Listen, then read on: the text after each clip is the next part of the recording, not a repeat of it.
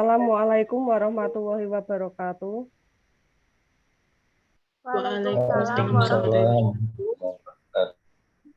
Kami dari kelompok 3 ingin mempresentasikan hasil diskusi kami tugas filosofi pendidikan tentang praktik pendidikan yang membelenggu di Indonesia. Yang pertama akan menjelaskan teman saya, Mbak Rina. Iya. Iya, untuk pertanyaan nomor 1, apa praktek pendidikan yang membelenggu? Menurut kelompok kami, ada 5 praktek pendidikan yang dapat membelenggu proses pembelajaran. Yang pertama, pemenuhan administrasi yang terlalu banyak. Apabila administrasi datanya terlalu banyak, itu akan membuat siswa dan gurunya bingung cara pengisiannya dan kurang efisiensinya waktu untuk pembelajarannya. Yang kedua, kurangnya minat baca. Seperti kita ketahui semua, untuk generasi sekarang lebih banyak menggunakan gadget daripada buku. Meskipun dalam internet ada pembelajaran, tapi lebih banyak generasi sekarang menggunakan gadget hanya untuk bermain game dan menggunakan di media sosial kayak Facebook, Instagram, dan sebagainya. Untuk searching pendidikan itu masih minim sekali atau sedikit. Yang ketiga, anggapan bahwa semua pelajaran harus sama. Untuk kurikulum lampau seperti KTSP, setiap pelajaran mempunyai kriterianya masing-masing pencapaiannya, tapi dengan kurikulum terbaru seperti K13 dan kurikulum Merdeka, beberapa pembelajaran dikombin menjadi satu agar pemahaman siswa lebih tahu karena pembelajarannya disesuaikan dengan kehidupan sehari-hari.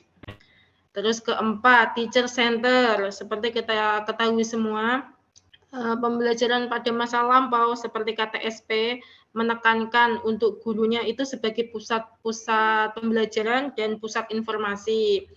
Akan tetapi dengan seiring berjalannya waktu, kurikulum juga berubah dan kebijakan berubah. Sekarang untuk jadi pusat pembelajaran itu siswa sendiri dan guru hanya fasilitator untuk memberikan penguatan pembelajaran dan menjadi pengawas dalam pembelajaran.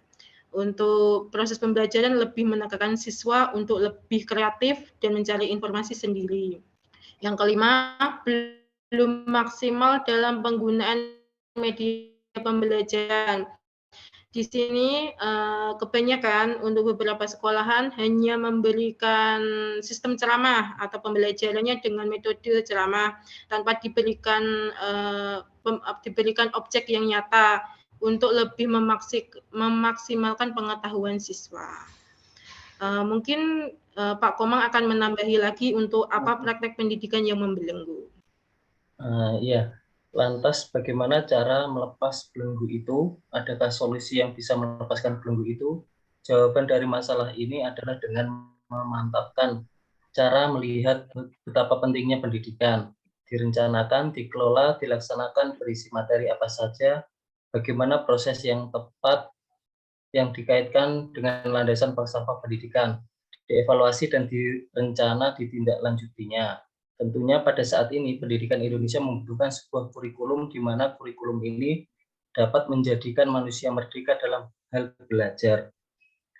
Dan juga pembelajaran dapat berpihak kepada peserta didik, sehingga diharapkan peserta didik dapat mengembangkan bakat dan minatnya tanpa adanya tekanan.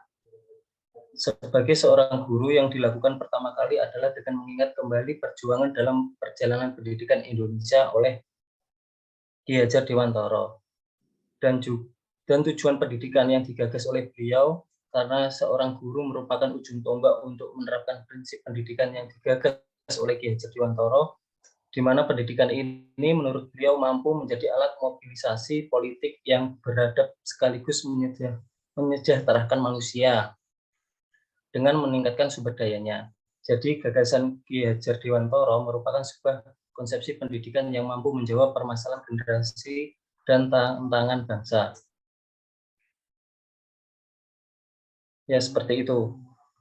Ya.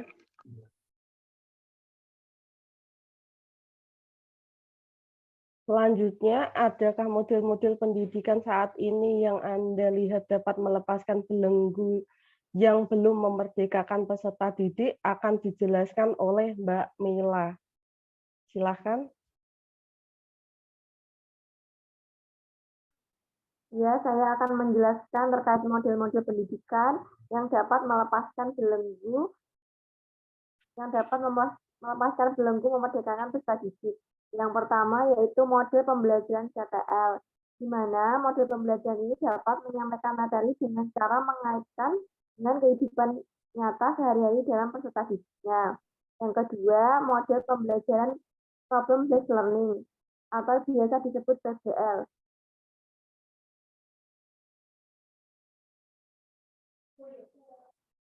Model pembelajaran yang mengutamakan penyesuaian masalah umum yang lazim terjadi dalam kehidupan sehari-hari, seperti yang ditemukan oleh Robirin dalam halaman 129 tahun 2017, bahwa model project problem based learning artinya menciptakan suasana belajar yang mengarah terhadap permasalahan sehari-hari.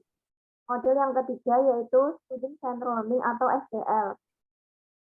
Model pembelajaran ini memberikan acuan untuk melibatkan peserta didik dalam kehidupan nyata. Model ini memberikan kesempatan kepada anak untuk mengenal potensi diri dan mampu menggali menemukan pengetahuan yang dimilikinya. Terima kasih, itu yang dapat saya sampaikan. Selanjutnya saya kembalikan kepada moderator. Ya, menurut kelompok kami ada 3 model yang paling efektif untuk melepaskan belenggu yang dapat memerdekakan peserta didik. Yang pertama itu model pembelajaran CTL atau Contextual Teaching and Learning. Yang kedua, Problem Based Learning. Yang ketiga adalah CCL, Student Centered Learning. Karena menurut dari kelompok kami, ketiga model tersebut adalah model yang berpusat kepada siswa. Karena ketiga model tersebut mengaitkan dengan kehidupan nyata sehari-hari dari peserta didik. Pertanyaan nomor 3, yaitu model yang paling sesuai untuk memerdekakan peserta didik akan dijawab oleh Mbak Naili. Silakan. Baik, terima kasih. Saya akan menjawab pertanyaan nomor 3, yaitu apa yang Anda tawarkan sebagai model pendidikan yang dapat melepaskan belenggu dan memerdekakan peserta didik. Dari hasil diskusi kelompok 3 ini, yang akan kami tawarkan adalah model pembelajaran kontekstual teaching and learning. Model pendidikan yang dapat melepaskan belenggu dan memerdekakan peserta didik adalah model pembelajaran, yaitu konsep belajar yang membantu guru mengaitkan antara materi yang diajarkan dengan situasi dunia nyata siswa dan mendorong siswa membuat hubungan antara pengetahuan yang dimilikinya dengan penerapannya dalam kehidupan mereka sebagai anggota keluarga dan masyarakat. Dengan konsep itu, hasil pembelajaran diharapkan lebih bermakna bagi siswa. Jadi, dari hal ini, guru mengaitkan materi dengan pembelajaran yang nyata, dengan hal-hal nyata, sehingga siswa dapat memahami dengan mudah, dan pembelajaran akan tercapai dengan maksimal. Terima kasih. Ya, terima kasih. Selanjutnya, Mbak Malika akan menambahi. Saya akan menambahkan pendapat dari Mbak Naili, yaitu salah satu model pendidikan yang dapat melepas belenggu dengan menggunakan acuan konsep merdeka belajar. Merdeka belajar yaitu suatu pendekatan yang dilakukan supaya peserta didik dapat memilih pelajaran yang diminati. Jadi itu tidak ada paksaan dari guru. Hal itu bisa membawa perubahan peserta didik yang berkembang dan tumbuh sesuai dengan potensinya. Demikian presentasi dari kelompok kami. Yang dapat saya simpulkan adalah model pembelajaran yang sesuai untuk melepaskan belenggu peserta didik adalah yaitu model yang berpusat kepada siswa. Demikian dari saya akhiri. Wassalamualaikum warahmatullahi wabarakatuh. Waalaikumsalam warahmatullahi wabarakatuh.